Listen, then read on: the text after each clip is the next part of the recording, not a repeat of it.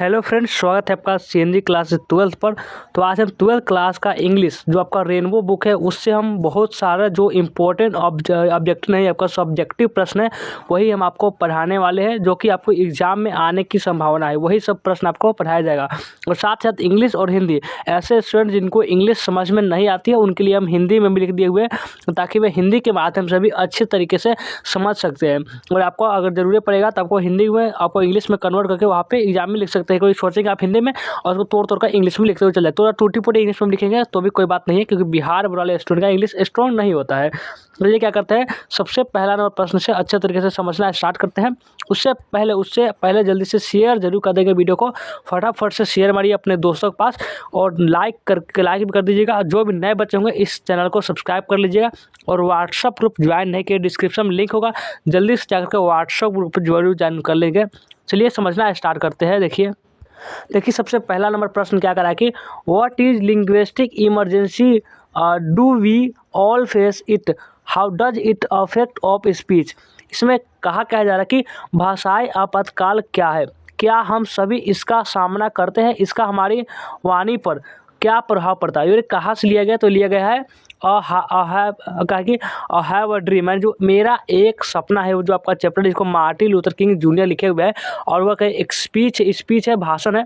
तो वही से प्रश्न लिया गया कि what is linguistic emergency, do we all face it, how does it affect of speech. यानी कि भाषाई आपातकाल क्या है, क्या हम सभी इसका सामना करते हैं, इसका हमारी वाणी पर क्या प्रभाव पड़ता है। तो बताना है कि linguistic emergency is that type of situation in which a person always turn to his tongue.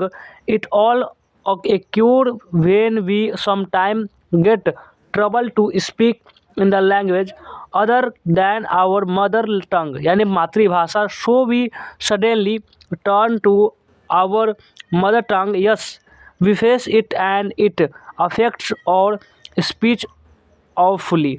यानी कि इसका मतलब है भाषाई आपातकाल उस प्रकार की स्थिति, यानी linguistic emergency is that type of situation in which a person always turns to his mother tongue. यानी भाषाई आपातकाल उस प्रकार की स्थिति है जिसमें व्यक्ति सदैव अपनी मातृभाषा की ओर रुक जाता है। यानी जो भी आपका मातृभाषा होगा जिसमें आप हमेशा बात करते होंगे, आप भले ही कितने भी लैंग्वेज सीख लिए होंगे उस लैंग्वेज का प्रयोग करते हुए, लेकिन जब भी आपको इमरजेंसी आएगा, जब किसी को गाली उली देना होगा तो आप अपनी भाषा में ही देंगे। हाँ, पता है, ऐसा ही होता है, सभी के साथ ऐसा होता है। और it all occurs when we sometimes get trouble to speak in the language other than our mother tongue। यानी कि उसके बाद क्या कहा जा रहा है, उसके बाद कहा जा रहा है कि यह तब होता है जब हमें कभी कभी अपनी मातृभाषा के अलावा अन्य भाषा में बोलने की परेशानी होती है। यदि जब हमें परेशानी होने लगती है, दिक्कतें ट्रबल होने लगती है किसी और भाषा को बोलने में, तब अपने मुड़ जाते हैं अपनी मातृभाषा की तरफ। इसलिए हम अब क्या है अचानक अपनी मातृभाषा में बोलने लग जाते हैं। उसके बाद क्या कहा है कि so we suddenly turn to our mother tongue, yes we face it and it effect to our speech obviously. यानी कि लग जाते हैं और हाँ इसका सामना कर रहा है और हम इसका सामना करते हैं और यह हमारी वाणी पर भयानक प्रभाव डालता है, बहुत ही बुरा प्रभाव डालता है। यानी हम जो भाषा बोले तो वो हमारी दूसरी भाषा में टर्न हो जाते हैं।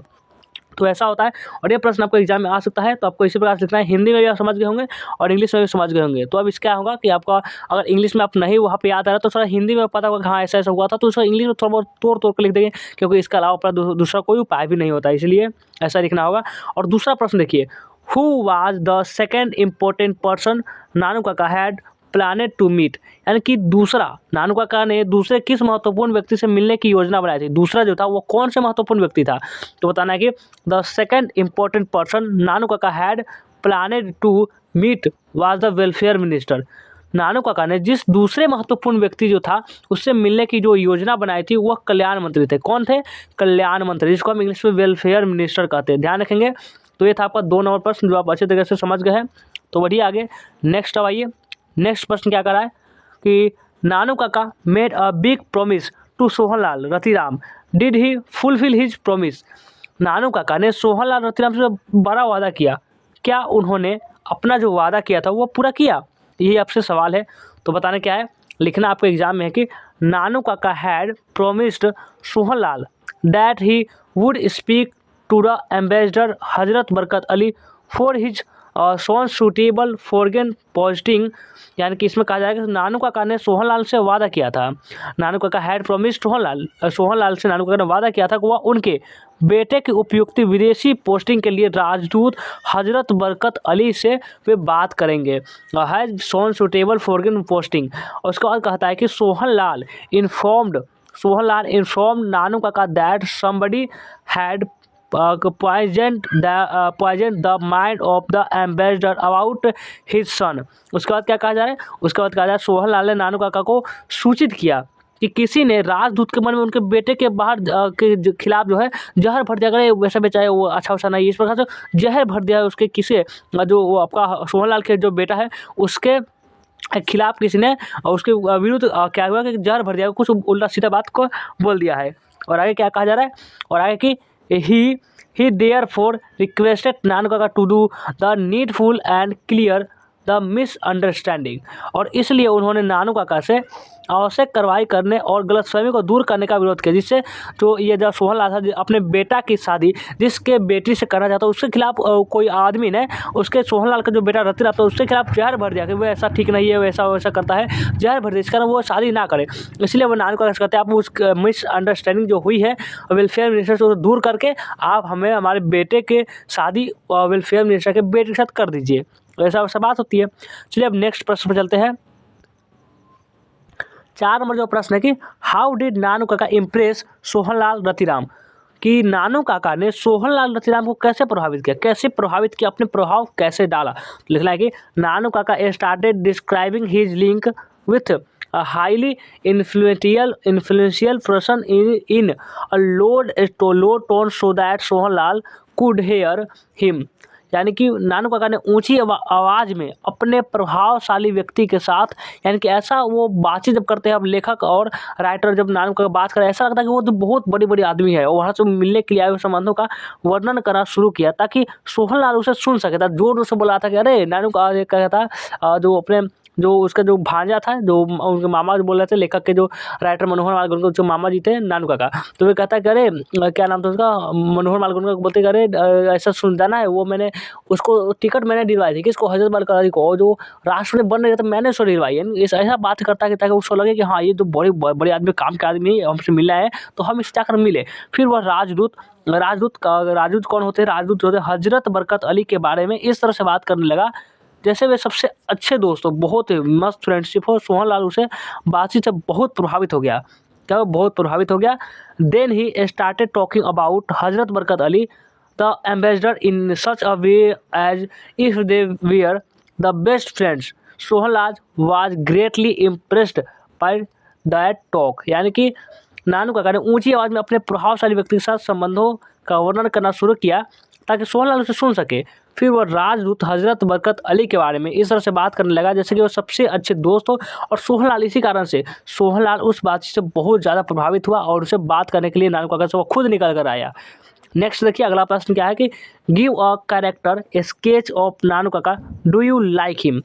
नानू काका का चरित्र चित्रण कीजिए, उसका चरित्र कैसा उसके बारे में चित्रण करने के लिए आपसे कहा जा रहा है क्या आपको वह पसंद है। तो बताना है कि नानू काका इज अ क्लेवर पर्सन। वो एक क्या है, नानू काका एक प्रभावशाली व्यक्तित्व वाला एक बहुत चतुर आदमी है। विथ एन एक्सपेंसिव पर्सनालिटी, वह क्या है कि किसी भी आदमी पर वह प्रभाव डाल सकता है। कौन, नानू काका।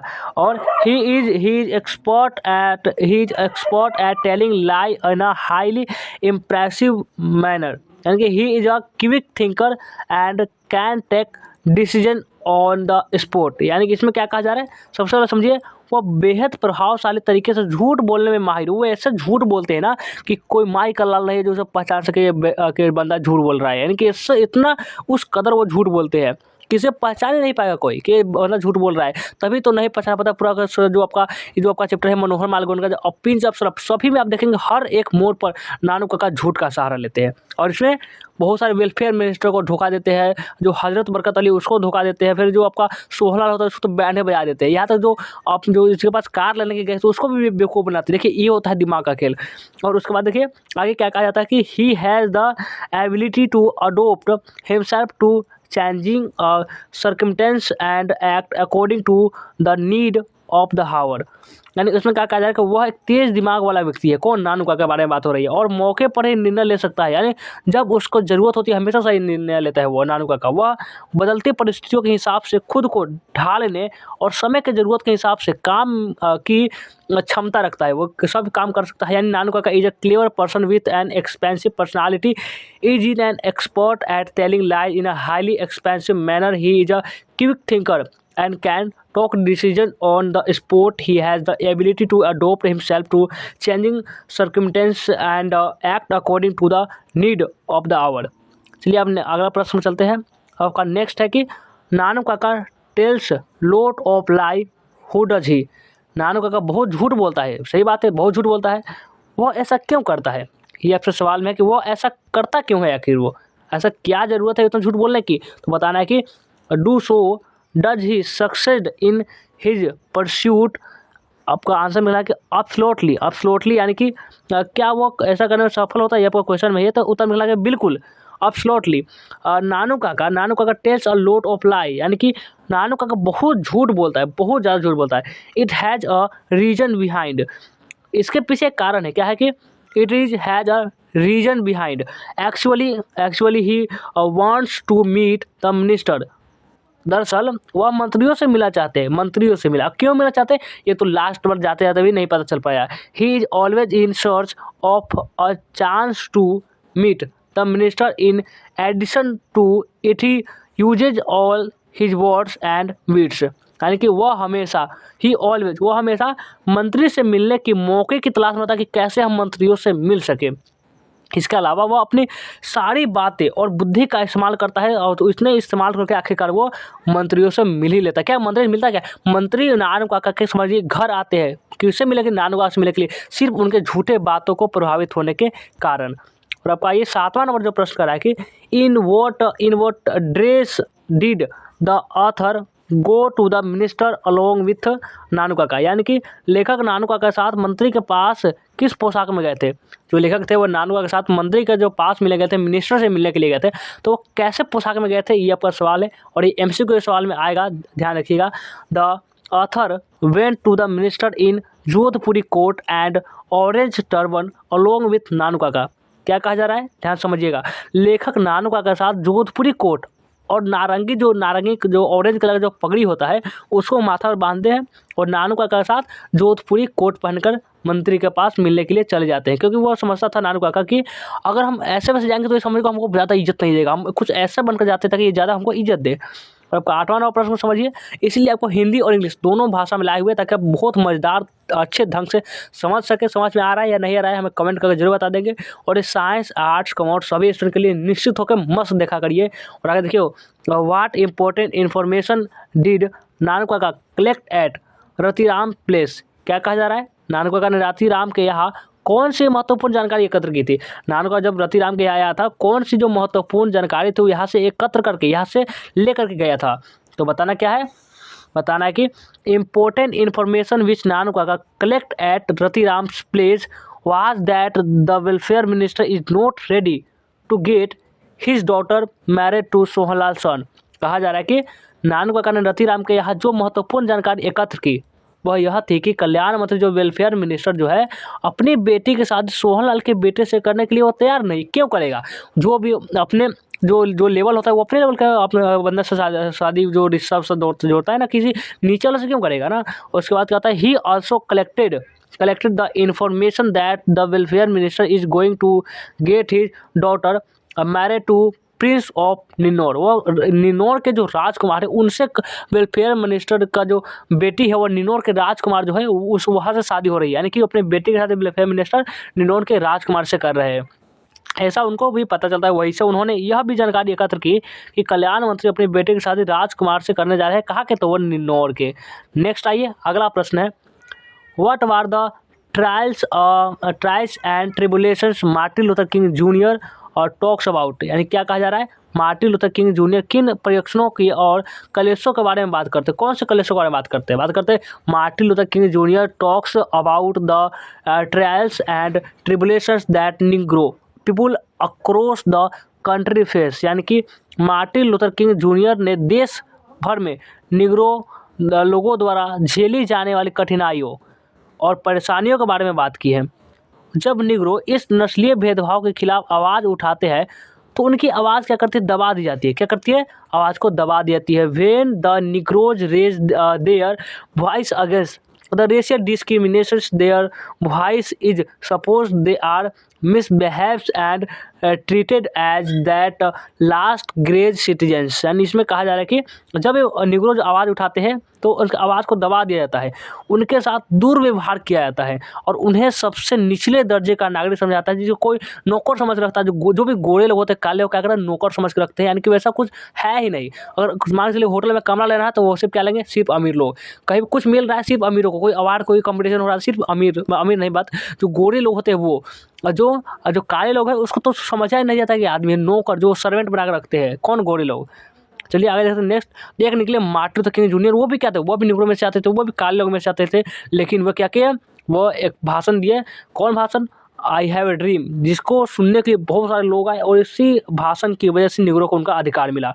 व्हेन डिड, अगला प्रश्न देखिए, यह भी आपका नेक्स्ट प्रश्न है। When did Martin Luther King Junior born, who has he, यानी कि हु वाज ही, यानी कि इसमें क्या कहा जा रहा है, मार्टिन लूथर किंग जूनियर का जन्म कब हुआ था और वह कौन थे। तो लिखना है कि he was born on 15th January 1929. He was a great orator, a civil rights activist, and a Nobel Prize winner for peace.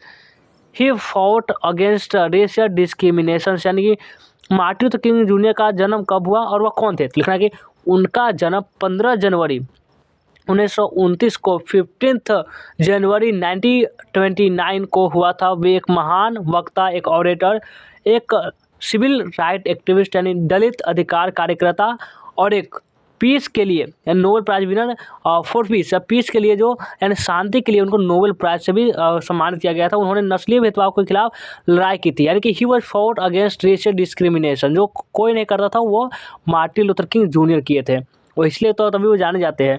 अगला प्रश्न 3 नंबर है कि व्हाट वाज इमेंसिपेशन प्रोक्लेमेशन, यानी कि मुक्ति उद्घोषणा पत्र थी, वह क्या थी, इसके बारे में बताना है। और ये ज़्यादा चांस है कि ये प्रश्न आपको एग्जाम में भी मिलेगा। चलिए समझते हैं कि व्हाट वाज इमेंसिपेशन प्रोक्लेमेशन। तो लिखना है कि it was an executive order issue by then president of America Abraham Lincoln. By the proclamation freedom was granted to the slaves in all the parts of America. This order was issued on 1 जनवरी 1863। तो इसमें क्या कहा जा रहा है कि यह America के तत्कालीन राष्ट्रपति अब्राहम लिंकन द्वारा जारी किया गया एक कार्यकारी आदेश था। यानी कि it was an executive order issue by then president of America Abraham Lincoln. और इस घोषणा के द्वारा अमेरिका के सभी भागों में दासों को स्वतंत्रता प्रदान की गई थी। लेकिन कुछ देर स्वतंत्रता प्रदान कर दी गई थी। By the proclamation freedom was granted to the slaves in all the part of America. और उसके बाद क्या हुआ, उसके बाद यह आदेश 1 जनवरी 1863 को जारी किया गया था। कब किया गया था, this order was issue on 1 जनवरी 1863। आइए अब नेक्स्ट प्रश्न पर आते हैं। देखिए कि अब इसमें क्या कहा जा रहा है। इसमें जो कहा जा रहा है कि what does Martin Luther say about the life of Negroes. यानी कि इसमें कहा जा रहा है मार्टिन लूथर जो निग्रो के लोगों के जीवन के बारे में क्या कहते हैं, उसे जीवन के बारे में क्या कर रहे हैं मार्टिन लूथर। लिखना है कि Martin Luther King junior says that Negroes are still suffering from segregation. They are exploited in American society. देखिए इसमें क्या कहा जा रहा है, मार्टिन लूथर किंग जूनियर का कहना है कि निग्रो लोग अभी भी अलगाव से पीड़ित है। अमेरिकी समाज में उनका शोषण किया जाता है। वे अन्याय की भट्टी में तप रहे हैं, नस्लीय भेदभाव का वह सामना कर रहे हैं। तो यहाँ कहा जाता है Martin Luther King Junior says that negroes are still suffering from segregation. They are exploited in America society. They are sweltering in the furnace of injustice. They are facing the racial discriminations। तो ये जो आपका प्रश्न है 4 number, ये भी आप बहुत ही अच्छे तरीके से समझ गए होंगे। तो आगे बढ़िए। अगला प्रश्न है, if America is to be a great nation what must come true. क्या कहा जा रहा है, चलिए इसको हिंदी में समझते हैं। अगर अमेरिका को महान राष्ट्र बनना है, बहुत ही if America is to be a great nation, एक महान राष्ट्र बनना है तो क्या सच होना चाहिए। तो व्हाट मस्ट कम ट्रू, क्या सच होना चाहिए इसमें। तो लिखना है कि it was all about the rights of Negroes who are still suffering from injustice there. That's why Martin Luther suggested the nation to give Negroes the citizenship rights. They should be given justice. They must not be isolated from the society. They must be regarded equality. Only then the dream must of great nation would come true. यानी क्या कहा जा रहा है, कहा जा रहा है कि यह सब निग्रो के अधिकारों के बारे में था जो अभी भी वहाँ अन्याय से पीड़ित है। इसलिए मार्टिन लूथर ने राष्ट्र को सुझाव दिया कि निग्रो को नागरिकता का अधिकार दे दिया जाए, उन्हें न्याय दिया जाना चाहिए, उन्हें समाज से अलग नहीं किया जाना चाहिए, उन्हें समान रूप से माना जाना चाहिए, तभी वे एक महान राष्ट्र का निर्माण कर सकेंगे।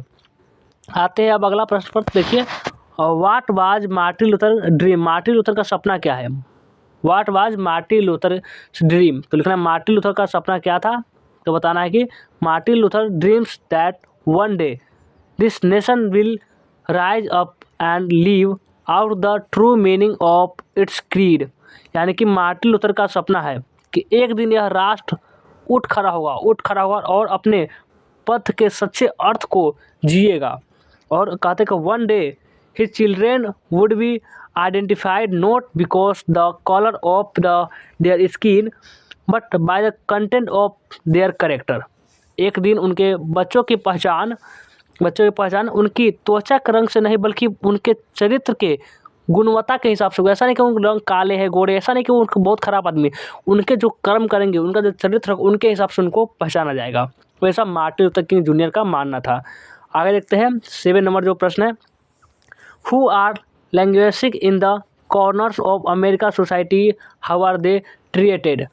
अमेरिकी समाज में कोने कोने में लोग सड़ रहे हैं, उनके साथ कैसा व्यवहार किया जाता है, इसके बारे में बताना है। तो लिखना है कि Negroes are languishing in the corners of American society. They are treated as a second grade citizens of the country. They do not have citizenship rights, voting rights. They are deprived of even basic faculties। यानी कि Negro अमेरिकी समाज के कोने कोने में क्या कर रहे हैं, सड़ रहे हैं। Negroes are languishing in the corners of America society, यानी उनमें सड़ रहे हैं, उन्हें देश का दूसरे दर्जे का नागरिक मनाया जाता है। यानी कि ऐसा नागरिक समझा ही नहीं जाता है।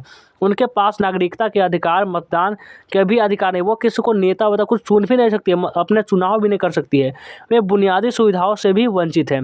And they not have citizenship rights, voting rights. They are deprived of even basic faculties. चलिए अब अगला प्रश्न आते हैं, 8 नंबर प्रश्न। देखिए क्या कर रहा है, how according to Martin Luther King Junior the bank of justice in bankrupt. इसमें क्या कहा जा रहा है, मार्टिन लूथर किंग जूनियर के अनुसार न्याय का जो बैंक है वह दिवालिया कैसे हो गया है। तो लिखना है कि according to Martin Luther King Junior was negroes are discriminated in American society. Martin Luther King Junior के अनुसार अमेरिकी समाज में निग्रो के साथ भेदभाव किया जाता है, डिस्क्रिमिनेशन किया जाता है। They are sweltering in the furnace of injustice, और वे अन्याय की भट्टी में तप रहे हैं, यहाँ तक कि उन्हें वोट देने का भी अधिकार नहीं जाता है। Even they are not give the rights to vote. That's why he says the bank of justice for negroes is bankrupt. यानी कि इसलिए वे कहते हैं कि निग्रो के लिए न्याय का जो बैंक है, जो भी न्याय का बैंक है, वो दिवालिया हो चुका है, ख़त्म हो चुका है, उनको न्याय मिलेगा ही नहीं। ये आपका आखिरी प्रश्न क्या कहा जा रहा है, इसमें देखिए, do you think Martin Luther is a great orator? What according to you are qualities of a good orator? What does Martin Luther urge his people to do? इसमें क्या है कि क्या आपको लगता है कि मार्टिन लूथर एक महान वक्ता है? आपके अनुसार एक अच्छे वक्ता के क्या क्या गुण होने चाहिए? मार्टिन लूथर अपने लोगों से क्या करने की आग्रह करते हैं?